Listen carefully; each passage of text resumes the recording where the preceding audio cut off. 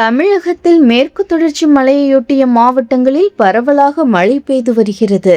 இந்த நிலையில் வங்கக்கடலில் புதியதாக காற்றழுத்த தாழ்வு பகுதி உருவாகி இருப்பதால் இன்று 3 மாவட்டங்களில் கனமழை பெய்யும் என்று சென்னை வானிலை ஆய்வு மையம் எச்சரித்துள்ளது.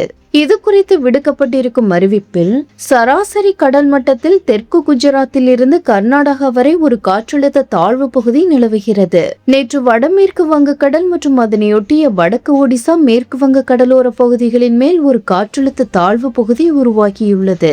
இதன் காரணமாக கோயம்புத்தூர் மாவட்டத்தின் மலைப்பகுதிகள், நீலகிரி மற்றும் தேனி மாவட்டங்களில் ஓரிரு இடங்களில் இடிமின்னல் மற்றும் பலத்த காற்றுடன் கூடிய கனமழை பெய்யக்கூடும். ஏனைய தமிழகத்தின் ஓரிரு இடங்களிலும் புதுவை மற்றும் காரைக்கால் பகுதிகளிலும் இடிமின்னலுடன் கூடிய லேசான மழை பெய்யக்கூடும் என்று சென்னை வானிலை ஆய்வு மையம் எச்சரிக்கை விடுத்துள்ளது.